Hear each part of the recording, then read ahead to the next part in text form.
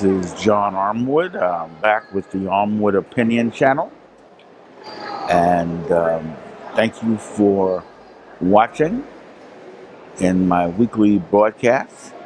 And this week on the Armwood Opinion channel, I will be talking about the National Football League's cave-in, their acquiescence to Colin Kaepernick. We all remember that he had led a protest against the killings of so many black young men by kneeling down during the singing of the national anthem. Colin Kaepernick had led a protest against the shootings of so many African American men and women by kneeling, taking one knee during the singing of the national anthem at the beginning of football games.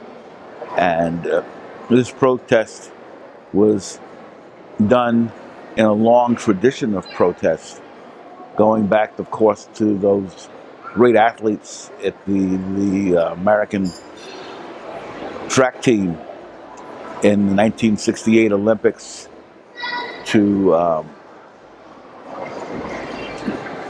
Supreme Court Justice Thurgood Marshall's refusal to participate in the 200th anniversary of the United States Constitution in 1987. And this protest, like many, and there are many countless others, the NFL engaged a conspiracy to keep him from being hired by any football team to play in the NFL. That is an antitrust violation. You can't do that. You can't, the businesses can't get together and decide to conspire to stop people from engaging in contract. There is freedom of contract under American law. And to get together to block someone from entering into a contract like the NFL team owners did is a violation of the law. And so Kaepernick filed suit. And apparently, from the reports in the newspapers, he was able to reach a settlement with the National Football League somewhere between $60 and $80 million. And this is very important that he was able to do this, because this is important for our young people. Our young people need to know that we need to stand up against oppression in the United States. It's not all about the Benjamins. And Ilhan Omar talked about that yesterday with lobbying in the United States, that so many people in the United States are caught up in pursuit of the Benjamins, the dollar, the Benjamin Franklins, the $100 bills. Kaepernick was willing to risk that. He stood up. He was a human being. He fought for basic human rights. The system came down on him. He did not cave in. Many football fans came down on him. He did not cave in. Many others supported him. As you know, for the Super Bowl, I posted a video to boycott the Super Bowl, which I refused to watch because of how Kaepernick and the other football players who took a knee were treated. This is a small victory, but it is a victory. And it's a moral lesson for young people to stand up for what is right. Don't be afraid of the cost. I've done it myself. I got blacklisted at Emory Law School for refusing to participate in a mock trial competition where they wanted me to argue against affirmative action.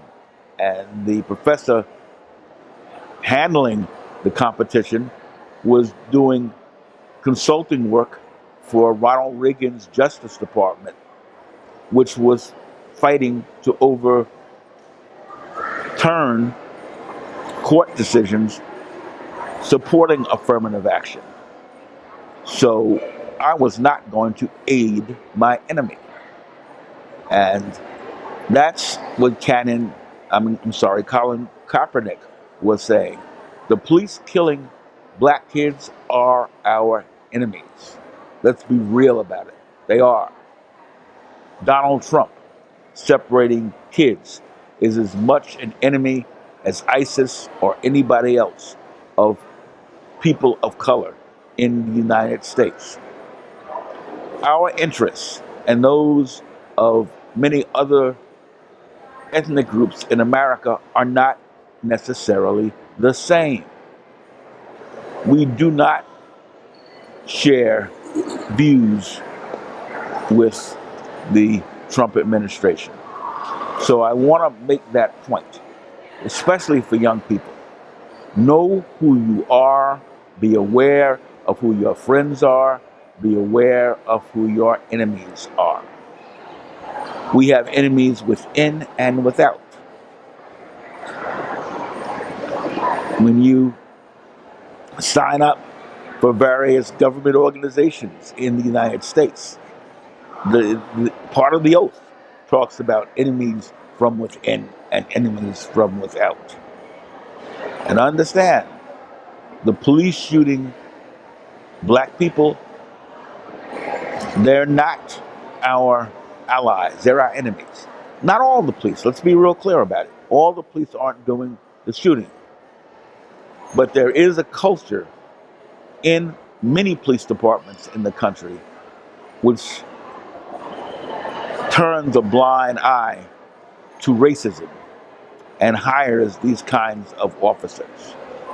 Those types of police departments are our enemy, and we must fight them.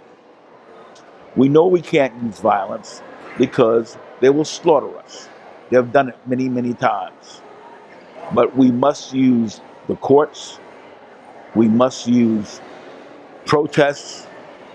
We must raise public awareness like Colin Kaepernick did. As a football player, he had a platform where he could speak in front of many, many people. Many Americans could see him on television. And he used it effectively. It galvanized people. We saw who was with us. We saw who was against us. And it raised the issue so others could see and see the importance of taking a stand. So we must salute Colin Kaepernick. And I ask you young people to continue to follow his example and speak up. That's what Black Lives Matter is about. Speaking up against police brutality, against police murders of innocent, unarmed black people. Yes, we have criminals in the black community, just like there are criminals in the white community. We have a criminal in the White House. Yes, I said it, Donald Trump is not convicted, but he is a criminal. There's no question about it. He is running a criminal enterprise with his family, his son-in-law, his daughter, the whole organization. Look how many people in his organization have been charged with crimes by both Special Counsel Mueller and the Southern District in New York. Understand, we have to stand up for ourselves. We can't just sit by and chase the Benjamins and forget about our brothers and sisters who are being injured. I thank you for your time. Please hit the like button if you like this video. Please subscribe to the channel. Leave comments. I'd like to hear your views. And the question for you today, and I'd like you to post replies under this video, is what do you think that you can do to support the battle against police brutality? We have seen Colin Kaepernick's example and the other football players who followed him. What can you do? What can we do to continue this struggle? Thank you, and have a good day.